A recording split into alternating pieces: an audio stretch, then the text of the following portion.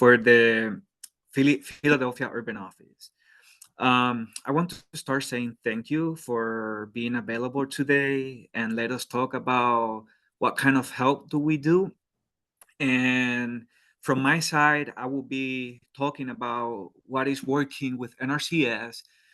That means Natural Resource Conservation Service for urban and small scale farmers. How do we originate it? We originated from the Dust Bowl, and that was on the 1930, but actually we were founded in 1935, and that was the first chief, Hammond Bennett. We call our father of soil conservationists, and thanks to him is why we have what we call today Natural Resource Conservation Service, and before it was called Soil Conservation Service. Um, we I want to start saying that we are not a regulatory agency. We provide a voluntary support to our customers, and also all of the participants also participate without voluntary. This is nothing that you will be pushing up because you don't meet the standards of the government. No, we actually here to try to help to address the resource concerns, um, and help you to improve um, your farming base and how can you improve your management in your farm. We have nationwide office. That means all the 50 states of the United States, including the U.S. territories. So, as I mentioned earlier, we are an agency that we also trying to improve our natural resource. And what are the research that we take look to help the farmers, and those research are soil, waters, air, plants, animals, and energy. Um, the research concerns are those consequential property in nature that we all value. We are expected to do so by utilizing taxpayer dollars through the U.S. farm bills. We can take that responsibility very seriously as an agency. Our intent is to help landowners, farmers, and growers on a voluntary basis improve conditions on farm according to the personal and operational goals, while balancing the need to respect and protect the natural resource. What NRCS do? And that's the great questions. So we offer many services, and this service that we provide to you, to our customers, are completely free. So don't be scared to ask us, hey, what kind of service do you provide? We are here to help the farmers. We are here to provide the needs of our farmers and trying to find the goals they have. NRCS is a technical agency that work at the farm site to a specific farmers. So we provide the most updated technology and science to address the resource concerns on the land, farms, or grower operations based on its locations and assessment on the land. We don't always have in an urban location too many health, but in the past 2 years, we've been working really hard just to listen our customers, just to make sure that we are providing the best service to them. When we first started, we don't have too many practice, and when I talk about practice, our management that you some farmers usually do in their farms, um, and now we are trying to expand those management to see how we can provide a better service to them. So we provide financial assistance programs, which the most common programs we have is EQIP, AMA, CSP, and CIG. What they stand for, the EQIP is the Environmental Quality Incentive Program, the AMA is the Agricultural Management Assistance, CSP is the Conservation Stewardship Programs, and CIG, that's the only one that is not an incentive, it is the Conservation Innovation Grants. Um, these programs are very competitive, so anybody can participate and apply to them. Um, but is there no warranty that they will get an incentive or will be participating in these programs. So if you are not selected to get money through these programs, we always offer you technical expertise, and we can help you in many other ways. So we do conservation planning based on your goals. What are your plans for the farm? So we can create a plan that meet your objectives just to achieve these goals. So we do a resource concerns evaluation from the side, soil health assessments. We can make some recommendations, and we do aerial maps from your farm, so from the location. We can do the soils map with the reports that you can see what kind of soils do you have on your farms. We can make designs either for irrigation engineer designs or raised bed like we have for Latanya, and any other technical trainings or workshop. Um, what means for technical assistance? So first and foremost, we provide technical assistance in the form of a site visit to assess both conditions, resource concerns, and growers' goals, as I mentioned before, for conservations. We develop with the grower a conservation plan and map, which I tried to explain before, just to make a general recommendations. And sometimes we needed to do a list of a specific of best management practice to consider a conservation plans. Can be through of as a map of opportunity for DAS growers or farms implementations.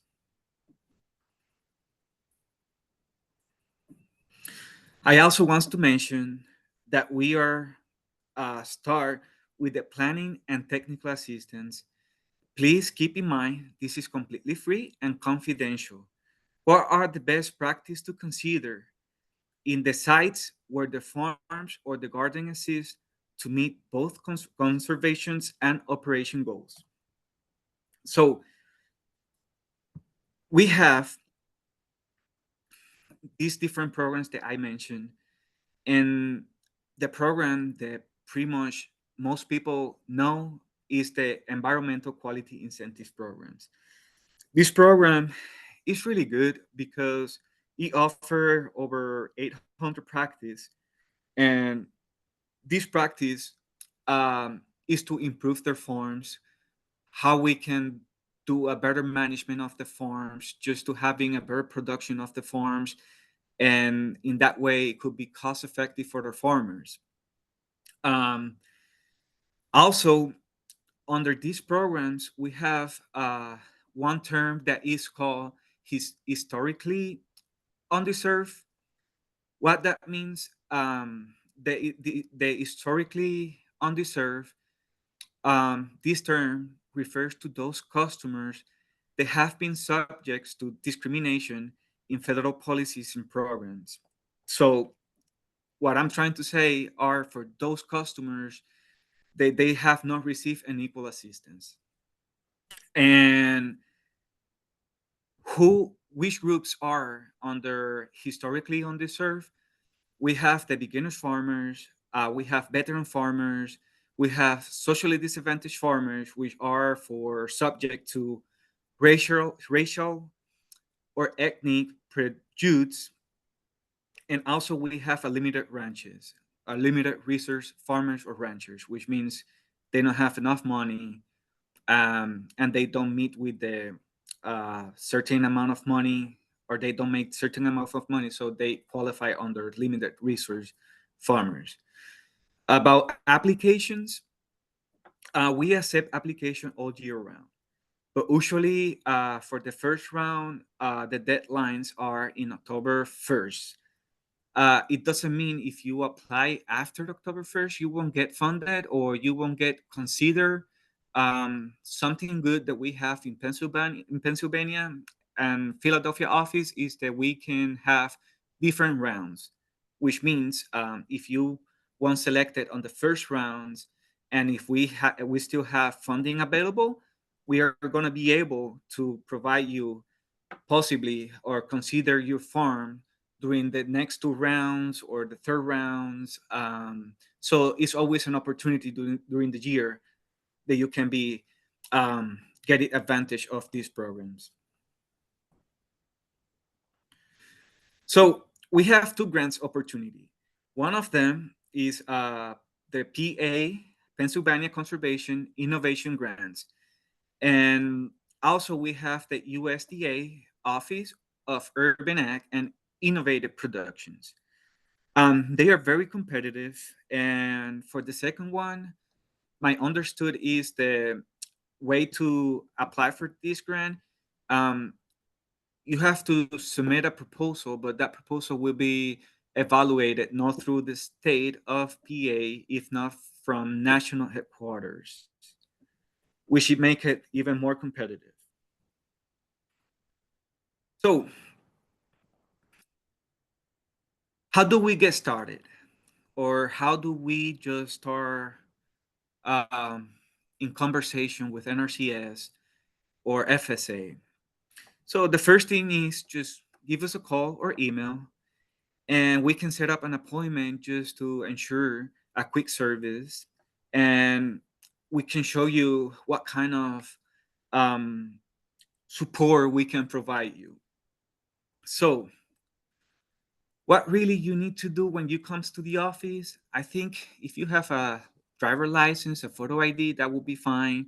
If you get a copy of your property deed, survey plans, rent or lease agreement, that will be good to have. And then also keep in mind that you will need to, at some point, you will need to provide us a tax identification number. That will be your social or the employee ID number. Um, it is very important to establish a customer and fund record. What that means, your first step in order to participate in any NRCS program or FSA, you need to register your farm through FSA. Keep that in mind, that's very important. So, also, after you do this first step, make sure that you have a list of questions, goals, and needs that you have in your farm. If you don't have it, don't worry. We are here to help you. We are here to build that business plan with you and try to achieve your goals. Um, One of the eligibility to be participating in our USDA programs, you must verify and you do not exceed an adjusted gross income of $900,000. What this means is if you're making more than $900,000, then you won't be able to participate in our programs. But we know how hard it is to make that amount, especially in Philly, with all of the issues that we're facing as a farmer there.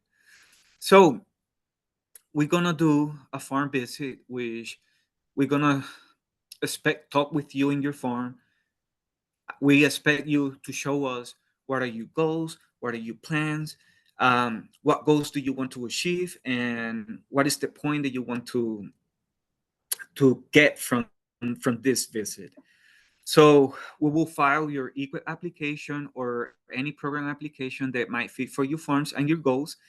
And from there, it's just you can contact like us any times that you need us and just to follow up with you. Don't worry, we're gonna be guiding you step by step during this process.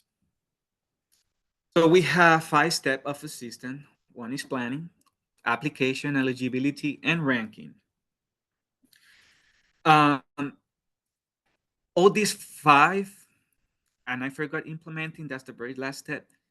About all these 5 steps, the most important step for us is the planning. Because we want to know where are the farmers go, and that first planning visit is the one that it will let us know which program you will fit best to it. Here I have put some of the practice for small scale farms or urban farms. So this is the most common practice that you will see in the urban area. One of them is high tonal cover crop, pollinator habitat, rain harvesting, um, micro irrigation, raised beds, composting facility, mulching. Also, I should add it low tunnels, um, alley crops, and there is some other practice that can go under permaculture. I still learning from them. Um, Also, I want to mention yearly we try to send like a web survey, um, requesting what are the concerns the farmers have. In that way, we can allocate funding and we can create more practice under the urban area or small scale operation farms. Here are some examples about the high tunnel. I feel this is the most common practice for urban farmers because we are trying here to extend the season just to have a better plant vigor, um, and it help with winds, rains, and other stuff. So we challenge too many issues during the year, either with weather, animals, people. So high tunnels sometimes give you that protection. It gives you that opportunity to keep that crop going for the community and our gardens. Um, this slideshow, this specific slide, I won't go too deep. So here is an example of different scenarios of what we pay for the high tunnel. All of these are for HU, that's the historically undeserved. Um, don't worry about the payment units here. This is just an example. These numbers change every year. So it's very hard just to keep or just to trying to guess which will be the following year's rates. That change every year depending about funding available needs and Actually, because Mrs. Sharon has to, yeah, she has to get dressed, and she said, you, if I have a few minutes here, I was like, oh, yeah, well, yeah,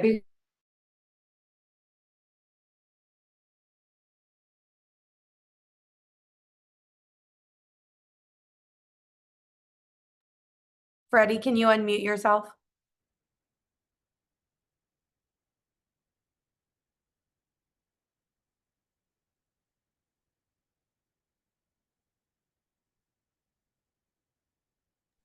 so tell me I wasn't muted all this time. No, you. I just had to mute. There was some feedback, so I just had to. Oh, Yeah. all right. I'm sorry. No worries. No, you're fine. All right. Keep going.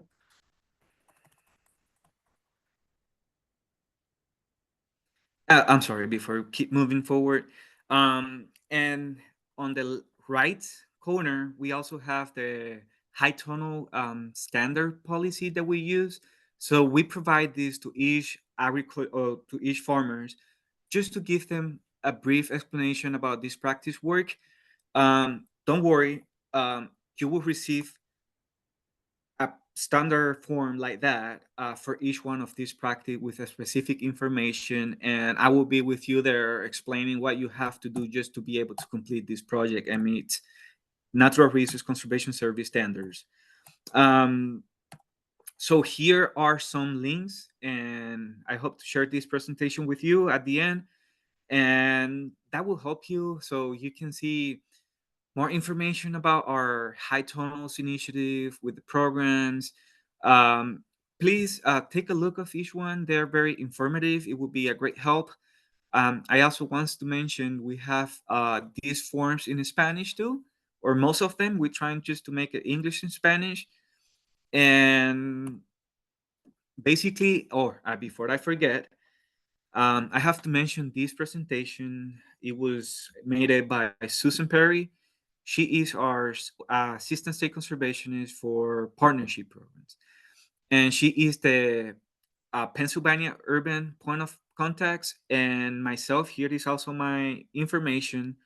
As I mentioned, I'm the district conservationist for Philadelphia, so I will be your point of contact in Philadelphia for any questions that you have, and some more websites. So that's pretty much what I have. Um, Thank you so much. Please, I'm more than happy to answer any questions to help you as much as I can. So feel free. Thank you. And thank you, everybody. That was awesome, Freddie. Thank you so much. Super informative and helpful for navigating that part of the process and understanding how these projects come to be. Next, we're going to have Nina Berryman walk us through the process with the Farm Service Agency. Right. Hi, everyone. Give me just a minute as I share my screen. And we're going to go into patient mode. Okay, I can't see the chat anymore, but if someone just gives me a heads up, yes, you can hear this or see this, sorry. Yes, we can hear you. Okay, great. Super. Thank you. So, Freddie mentioned the Farm Service Agency as part of the steps in working with NRCS. And so I'm going to zoom into that step a little bit and tell you more about what does the Farm Service Agency do in the journey of working with NRCS to get funding for your farm.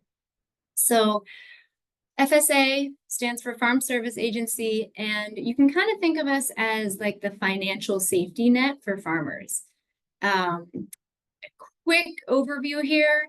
Here's an org chart of the USDA. So you can see it's big, it's massive. There's actually 29 different agencies within the USDA.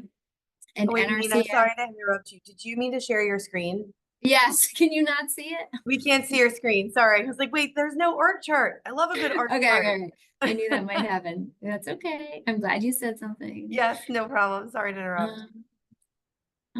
This is why we practice. Yes.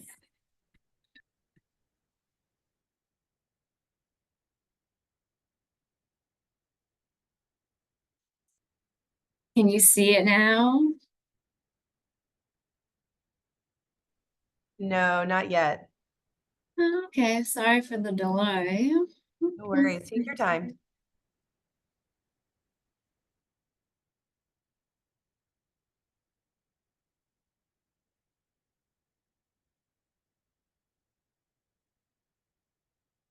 Any better? We can see, yeah, we can see. Yay! It's not in presentation mode, but we can see your presentation. Oh, it's not? Okay, well, that's a bummer.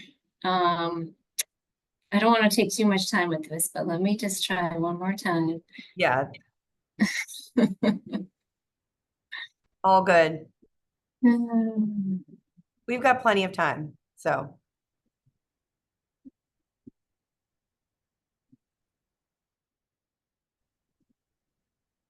Is that any better?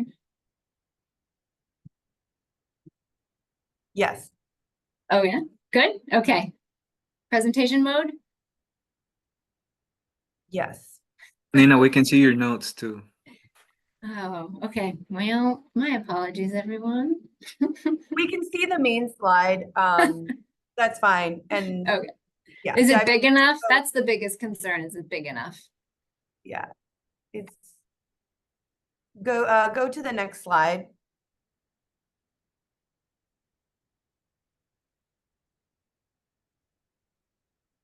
It's a little hard to read, but we'll make the best of it. I'm gonna try one more time. Okay. Oh my goodness gracious.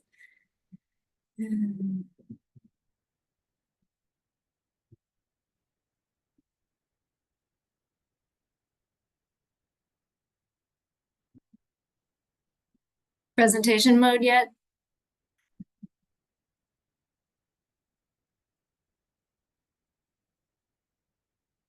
Yes, no? Not yet. All right. Well, I will carry on in the interest of time because at least you can see a slide, but it's small. Is that correct? Yeah, we can see a slide. Okay, great. And we'll send this out to everyone after.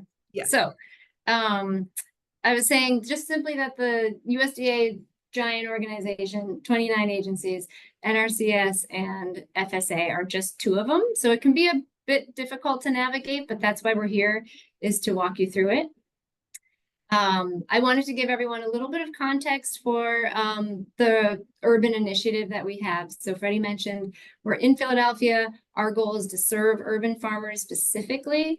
And we're one of 17 urban offices for the USDA across the country. So it's pretty cool that Philadelphia was chosen.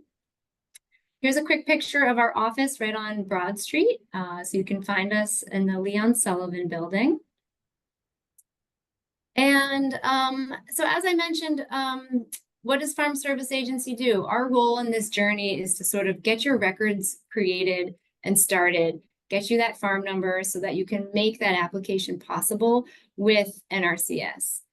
We also have a couple other programs like loans and conservation and disaster programs, but those aren't the topic of today, so I'm going to breeze through that. So like Freddie mentioned, the first thing you're going to want to do is set up a farm number with Farm Service Agency. And that's a pretty simple process that we'll walk you through. It's a little bit of paperwork, and what we'll need from you is your basic contact information, your official tax ID, like Freddie mentioned, that could either be a social security number or your employer identification number.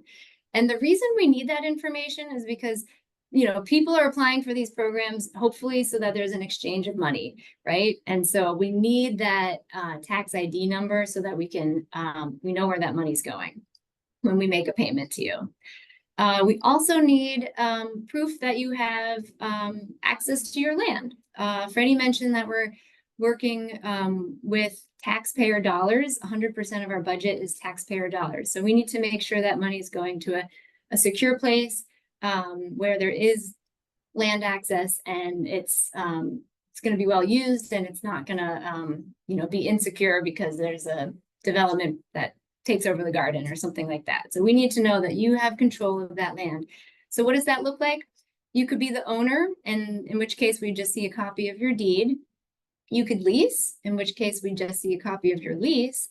Or if you just have like a friendly relationship with the landowner, and maybe you use the land for free and they just verbally tell you that that's okay, that works for us too. We would just need verbal confirmation, or maybe like an email from the landowner saying, yes, this organization or this person can farm this land. So there's a couple different ways to get at that, but without that, we can't get that farm number for you. So that, I recognize, can be an obstacle for some folks. So then once we establish that farm number for you, we're going to go through a set of paperwork that we call the eligibility paperwork. And this is, you know, a program and a set of paperwork that's really originally designed for large scale rural producers. So we help you fill out the form to make it make sense for your unique urban operation. Some of the forms are pretty daunting, so we'll go through all of it together with you. But most of it is going to be asking questions about how does your farm or garden operate? Where does the capital come from, if there is any? Do you have any equipment? If not, that's okay. How does the labor work? Is it paid or is it volunteer? All those answers are fine. We just collect information about it. And that's one of the forms. A second form that we'll fill out together is, Freddie already mentioned, we do have a income cap just to make sure that millionaires are not benefiting from our programs. They can build their own raised beds. So there is a threshold to your average adjusted gross income. That's 900,000. It's pretty high.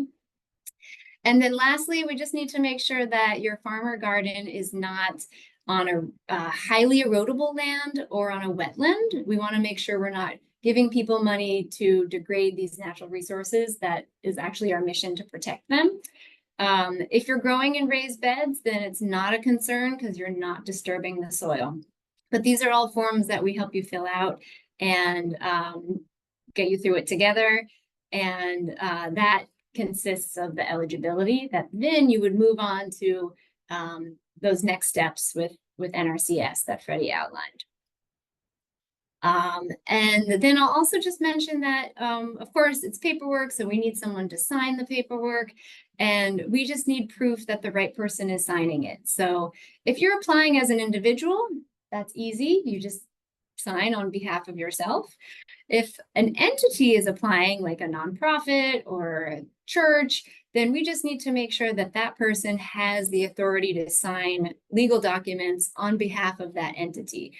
Usually this is in the form of meeting minutes that are signed that say, so-and-so can, sign legal papers on behalf of the entity. But there's a couple different ways that we can prove signature authority. So that's just a quick overview of some of the steps that you would go through with us. And I like to say, don't fret, we'll help you through every step. All in all, everything I went over can probably be done in about an hour and a half. So it's not so bad. And that was my quick crash course. And I'll return to the chat and answer some questions if they're in there, and be around for questions at the end.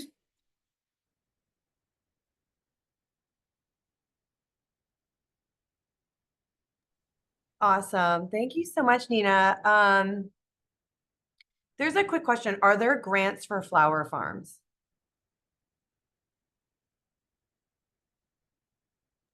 I figured I would just ask that real quick since. It is grants for flowers. So there might be not through directly with NRCS, but I know there is a lot of other places like the PA. It could be an opportunity there. I'm not very aware with the grants programs. Do you know anything, Nina?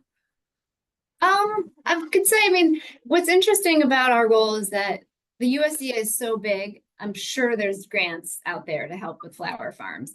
It might not come directly from our agency, so it might not be the specialty of Freddie and I, but our role is to help connect you to those other 27 agencies if they have a resource that's good for you. So I still recommend reaching out, giving us an understanding of what you're looking for, and then we'll try to find you to the resource. If it's not within our agency, it might be in a different one within USDA.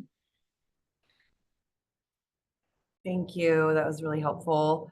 Can a farm number be obtained if the deed holder is deceased, but their immediate family members give approval to use the land?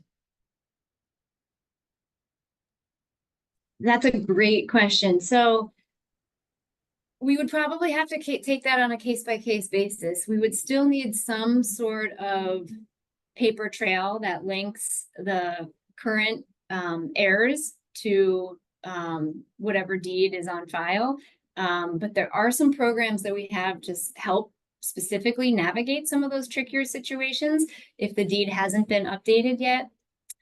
For example, we have a system called the heirs property program, which has a bunch of expertise specifically to help with that type of thing. So I don't have a quick answer, but I can say there's definitely a chance that we have resources to help figure that out. It just might be a little bit more time and effort. So do stay in touch, because we'll try to get you there to where you want to be.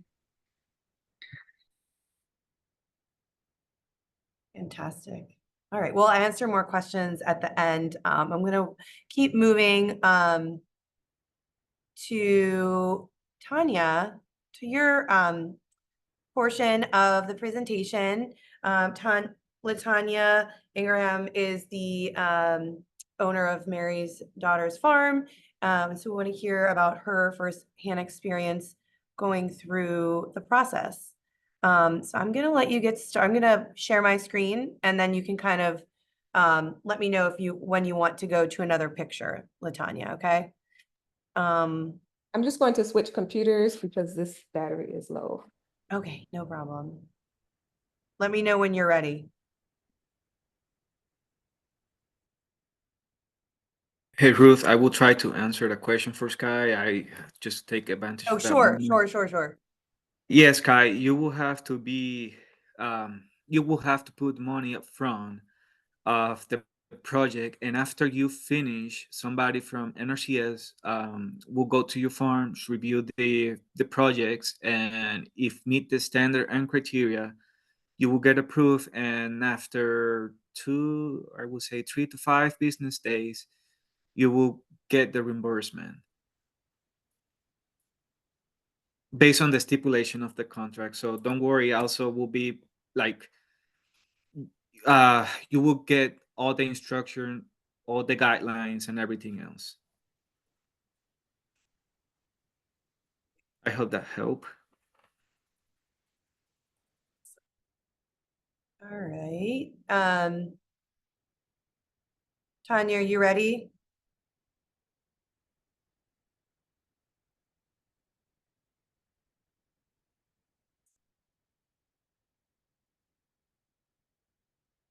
Oh, she must have logged off. Hold on. Oh, she needs to be let back in. Just give us 1 second here. I'll share my screen. All right.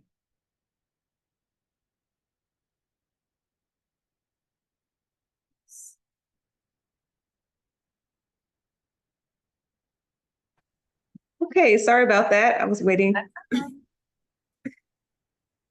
No problem. Let me share my screen here.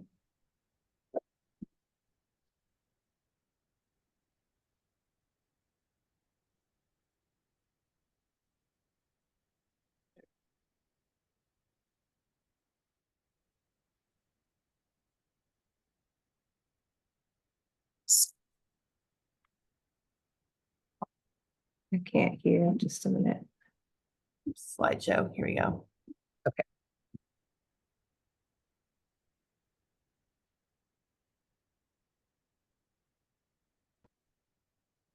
All right, Tanya, you can get started, and this is loading. Okay, great. Sorry about that, everyone. So overall, the best thing about this program is the amount of help that you get. I applied for it and received funding and help with every single step of the process, even with ordering materials, with trying to find different places to buy materials. If I came across something that I thought was a good deal, I could even text or call or email the person from NRCS to ask him, is this a good price? And he actually helped me a lot with that. Coming out, having the team come out to identify the problems that I had was extremely helpful. So that initial site visit, don't hesitate.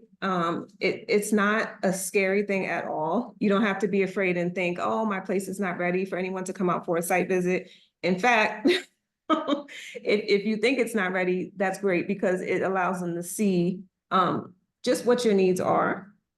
And so that they can point you in the right direction to give you funding for whatever you need. So every raised bed that you're looking at here, this was part of the project that I did.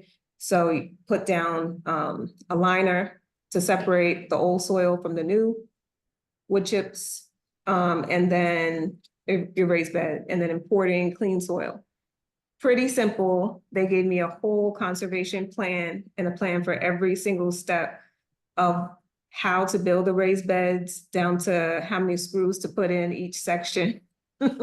And they made it so easy that even if you were doing the project by yourself, which it's better to have help because this was a big project, but if you were, you could, because it's broken down into steps so well for you, even down to the measurements. There's a lot of flexibility. So the team will give you a layout. They give you the whole design of how your garden could be, but you're free to change that to whatever works for you in terms of the walkways. If you want raised beds moved in a different direction, whatever you want and need, they'll help you do that.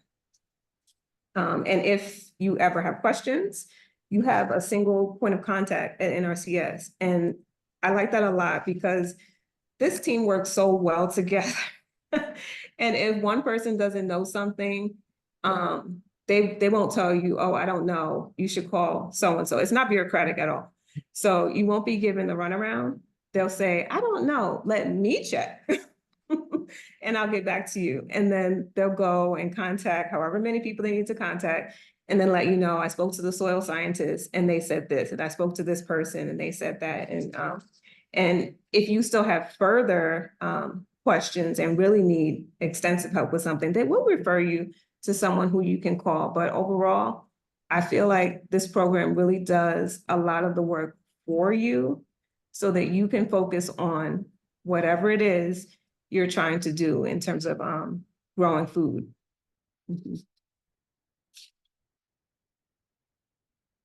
Was I taking questions?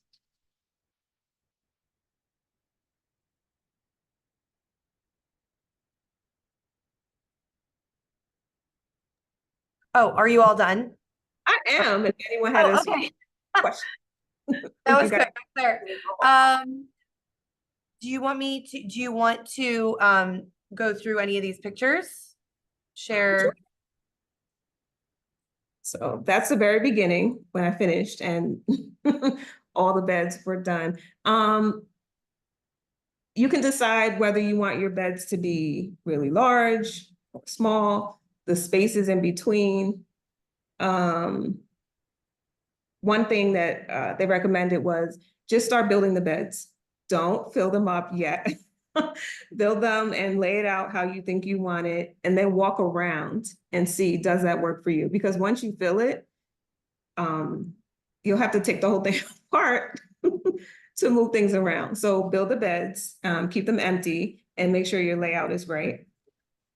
And then you can fill it. Filling it is the hardest part. That's the most labor intensive part. Next picture. Tanya, can you speak at all to how you had these constructed?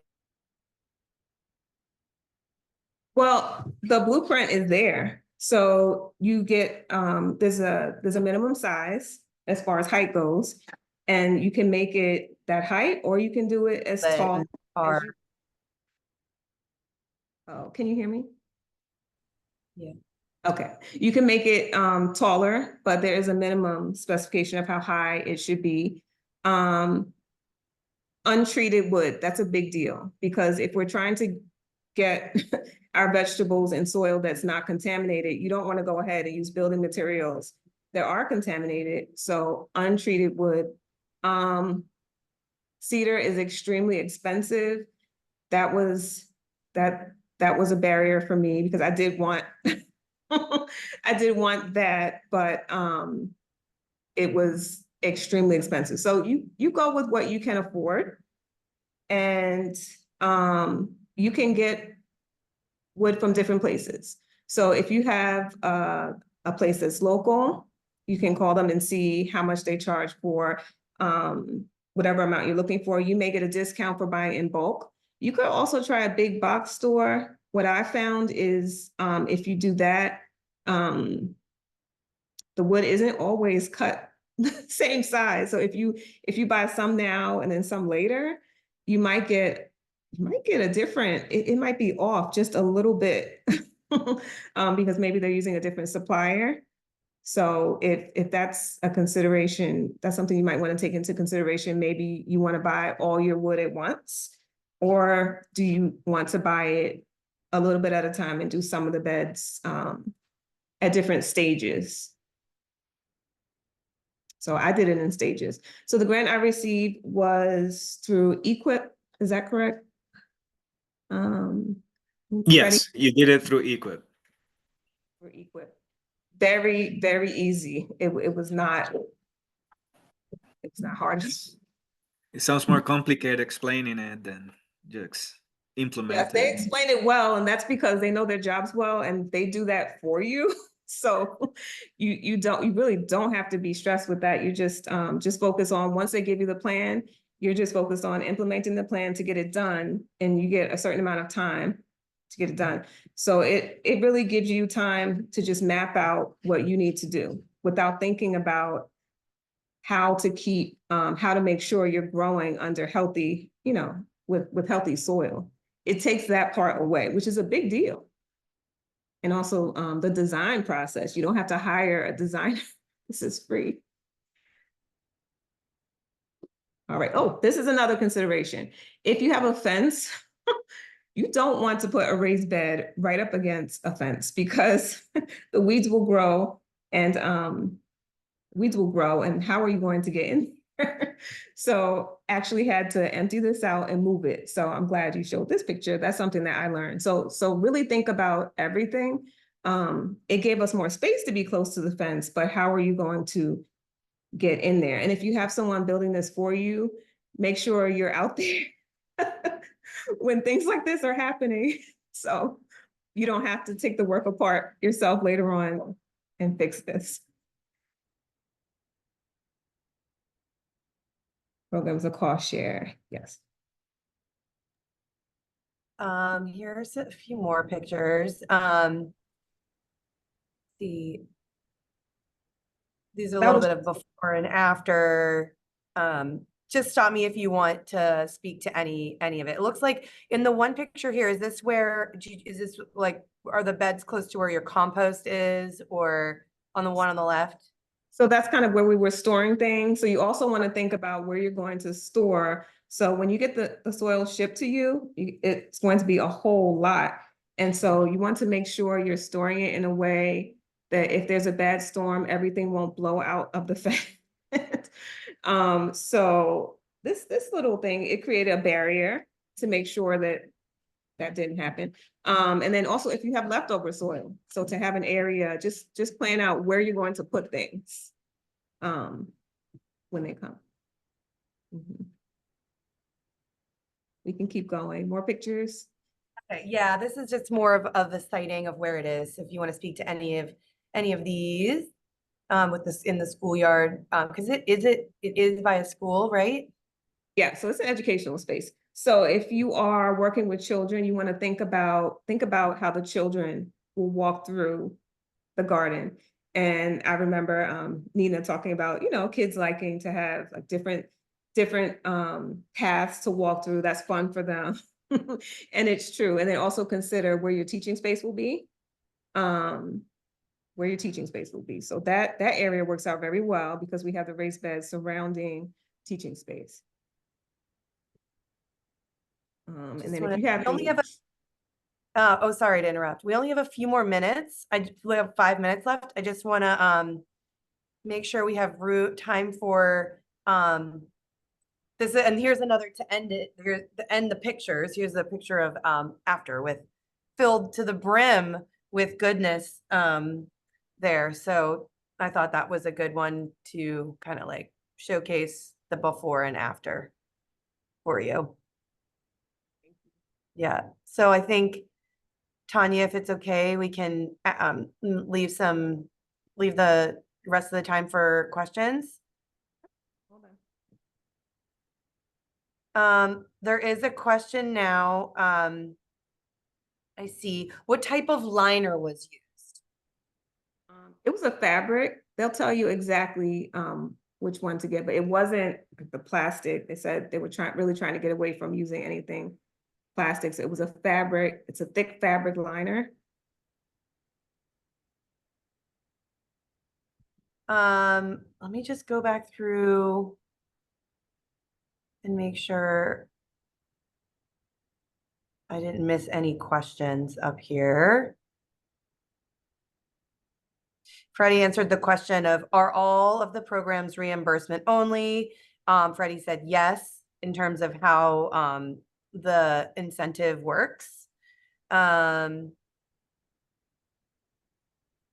think all of the chat questions. I tried to answer pretty much most of them. Freddie, did you answer the one about what are the stipulations of the contracts? I can't remember if you answered. Yeah, to explain that is pretty hard because each contract is different and specific to each person. So I know Latanya also mentioned about the composting facility.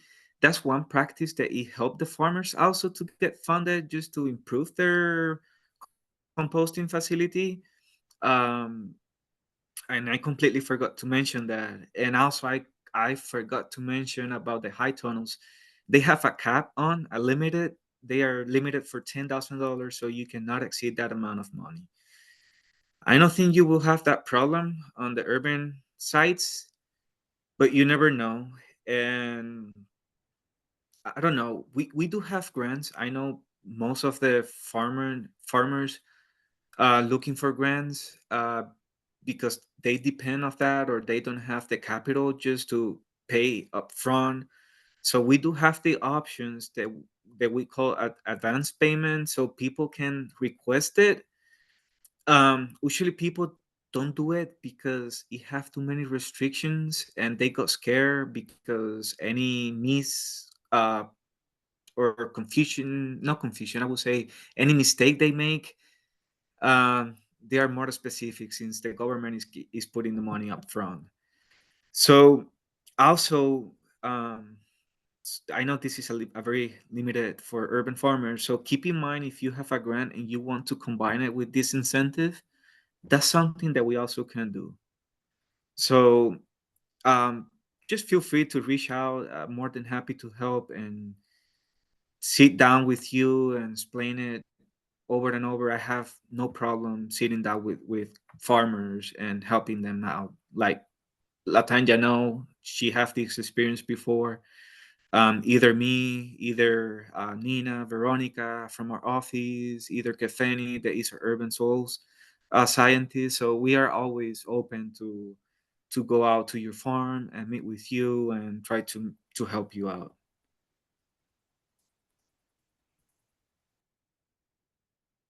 Great.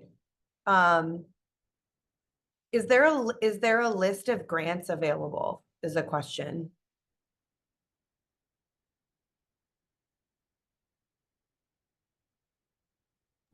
Can you repeat it again? Is there a list of grants? Um, no managed by NRCS. There is other opportunities which we can try to connect it to them. But again, the ones that are from USDA, they are very competitive and they are managed by national headquarters. So I honestly can try to take you there, but the possibilities to getting a contract or the grant are very hard, really hard. That's why I'm just trying to speak only about NRCS programs that I can offer you in Philly. Mm-hmm. Nina, I don't know if you have anything to add to that. Yes, thanks. I'm back on. I'm gonna keep my camera off since I'm having technical difficulties. Maybe that'll help. So I just put a link in the chat. That's a really good resource that is across agencies within the USDA, and it highlights different funding sources. It includes some of the ones that Freddie touched upon today, but it includes other ones from additional agencies. And the way that this link and this PDF is organized is it'll tell you what type of financial assistance it is. So it'll tell you if it's a grant or if it's technical assistance or if it's a loan. So take a look at that, and that can be a really good starting point to help navigate the options that are out there. Thanks, Nina. It is 3:01. I think that's all the time we have for questions. I will make sure to send out the contact information to everybody. Everybody that attended the webinar will receive an email with the link to the webinar recording. And I'm actually going to put in the chat really quickly a survey that is it's super quick, like 5 questions. We want to have feedback so that we can make sure to improve upon the webinar experience for you all. All this information I'll send out in an email to everybody. And I want to thank our presenters today, Freddie, Nina, and Tanya, for taking time out of their afternoon, and Tanya specifically for taking time to share your experience with everybody. I know that it was really useful information, practical, kind of firsthand experience of what you went through. And so we're really grateful for that. And stay tuned for more events and webinars with Ruth Bennett Community Farm. And you'll be able to check out all of our webinars on our YouTube channel. So feel free to get in contact if you have any additional questions. Good luck to everybody and have a great rest of your week. Take Thank care. you. You too. Bye-bye.